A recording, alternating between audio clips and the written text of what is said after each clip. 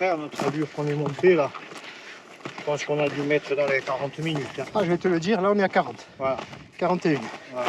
Donc là on y est, il y a 2-3 lacets, on y est, donc bon, on est quand même relativement monté rapidement. Ouais, et... ouais, il m'a fait monter à une bonne allure quand même. Voilà. Du coup, comme on est léger en plus, voilà, il y a moyen de prendre un peu plus son temps.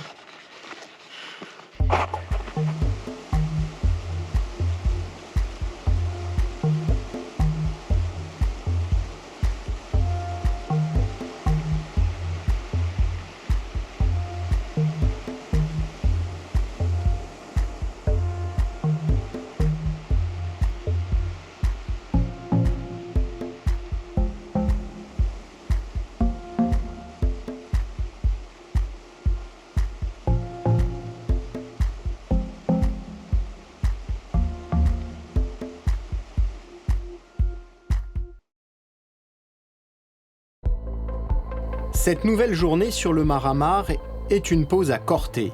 La ville propose de nombreuses balades et randonnées pour découvrir ses sommets et ses vallées du Tavignano et de la Restoniga.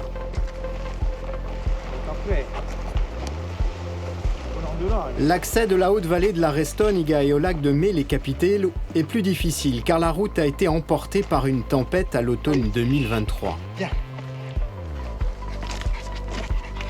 En quelques mois, il a fallu proposer, imaginer des alternatives pour les randonneurs.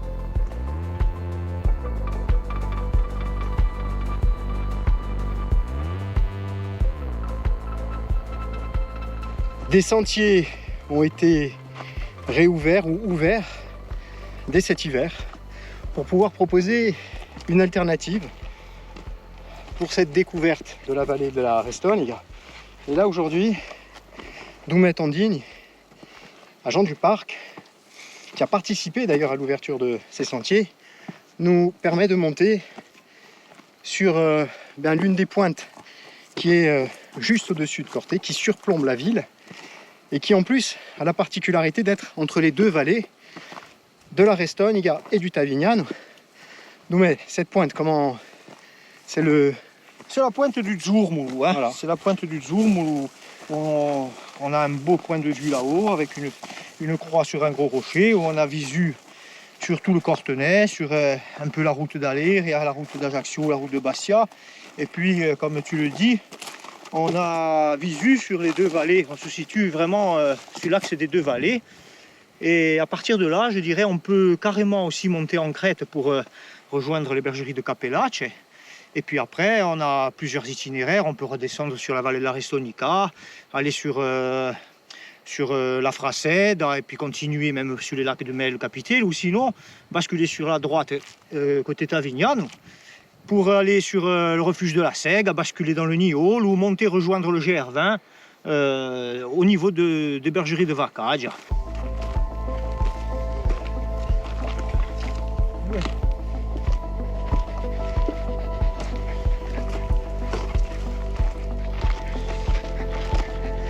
C'est le morceau assez pentu.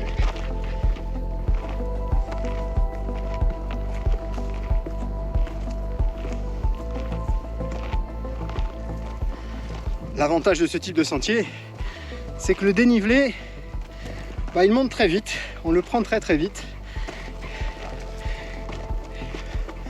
Et d'ici un petit instant, on va arriver sur le col.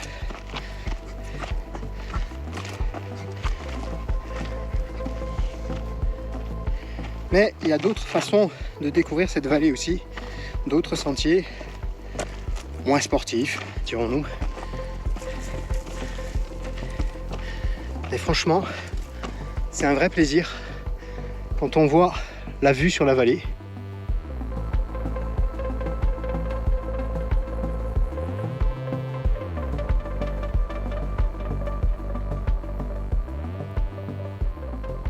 Là, on va escalader toute cette partie rocheuse là où on a équipé de mains courantes pour pas qu'il y ait de soucis, que ça soit accessible un peu à tout le monde. Hein.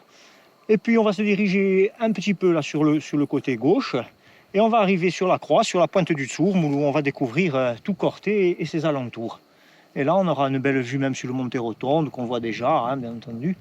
Les vallées de la Restonica et le Tavignano. Ils sont fous, hein. Ils sont fous. Bête.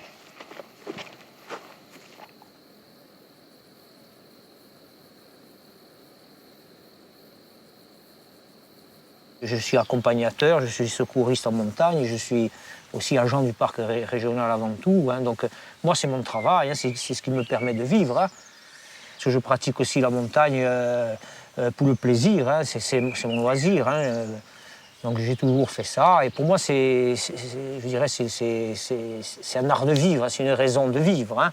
Ça fait partie de mon quotidien et ça a toujours été. Hein. Voilà, étant cortenais de naissance, je dirais. Hein. Donc pour moi, c'est logique, c'est instinctif et voilà, c'est ce qui me plaît. Hein. Je suis dans mon milieu. Hein. Au début, c'était plutôt la montagne pour la performance, pour la compétition, puisque bon, je faisais du trail. Donc c'était plus la tête dans le guidon, je dirais. C'était faire tous les jours, faire au plus vite, c'était avec le chrono, c'était... Voilà, en étant plus jeune. Et puis maintenant, en prenant un peu plus de bouteilles, je dirais, maintenant je la vois différemment et je pense que c'est pas plus mal et je pense la manière qui est un peu plus juste, qui est un peu plus en relation, en adéquation avec le milieu, c'est-à-dire de prendre plus son temps, au lieu de courir, de marcher, de bien regarder les choses. Là, c'est un peu patiné au niveau du rocher. Du coup, c'est un peu glissant. Il faut faire un peu attention. Bon.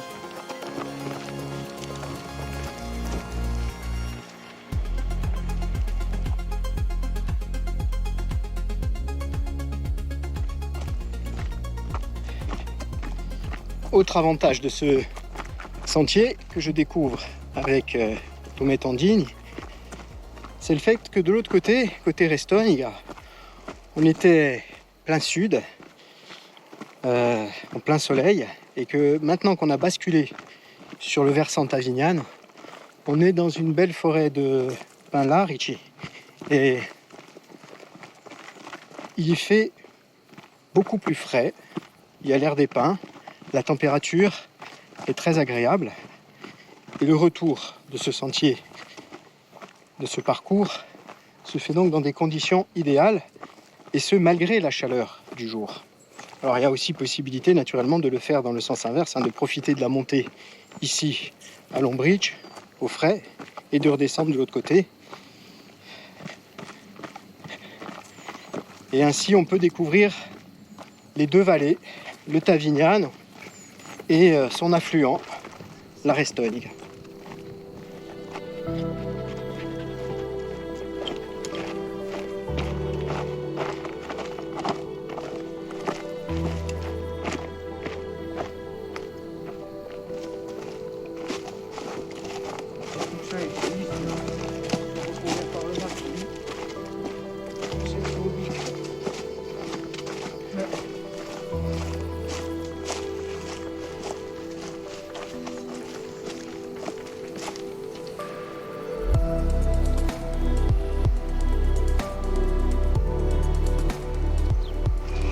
Et que ce soit côté Restonica ou côté Tavignano comme ici, cette randonnée et l'ensemble des randonnées d'ailleurs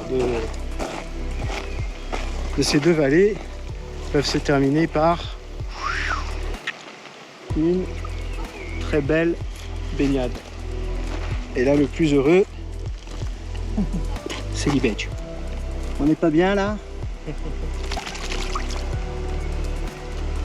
Apparemment, il est bien.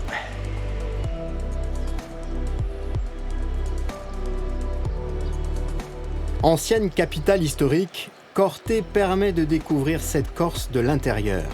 En raison de sa situation, la ville universitaire est parfois surnommée le Petit Chamonix.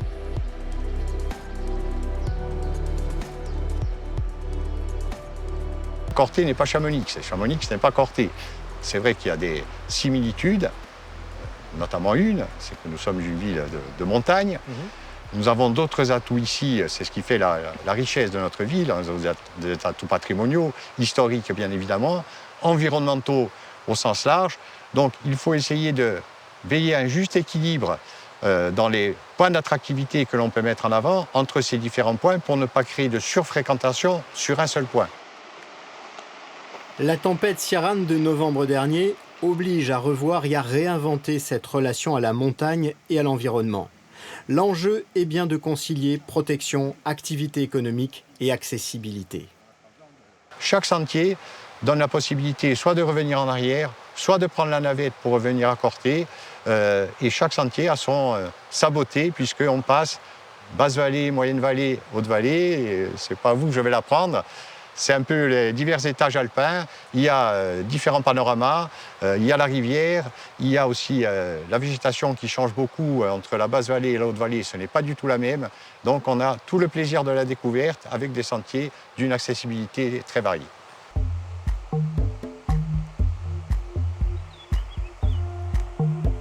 Les sentiers ici semblent infinis. Corté est un lieu d'où il est possible de rayonner dans les vallées, les plateaux et sur les sommets environnants. Ils permettent de se plonger ainsi en pleine nature.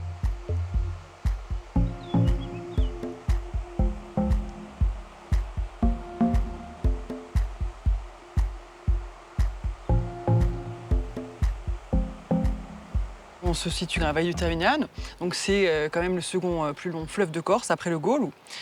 Il a un linéaire de 87 km. Et donc, il prend sa source, évidemment, dans nos montagnes, au niveau du lac de Nîmes. Il faut savoir qu'en Corse, l'ensemble des lacs sont des lacs d'origine glaciaire. Donc, quand on arrive, par exemple, le sentier de Pau, Badia, on arrive sur Boccastaton et on voit vraiment cette cuvette glaciaire qui formait à l'époque un ancien glacier. Et donc, il y a 14 000 ans, lorsque ces glaciers ont fondu, ils ont formé ce lac. Et la particularité de ce lac, c'est vraiment qu'il est entouré de pelouses verdoyantes qu'on appelle les potines. Donc ces potines, ce sont des tourbières acides qui sont parsemées de trous d'eau. Certains sont reliés entre eux par des ruisseaux. Et ils sont très importants au niveau de l'écosystème puisqu'ils regroupent une grande biodiversité, tant au niveau de la faune qu'au niveau de la flore. On peut retrouver la truite de Corse ou encore de petits invertébrés qui sont endémiques aussi à la Corse. Et c'est très important aussi pour la planète, puisque ce sont des puits de carbone.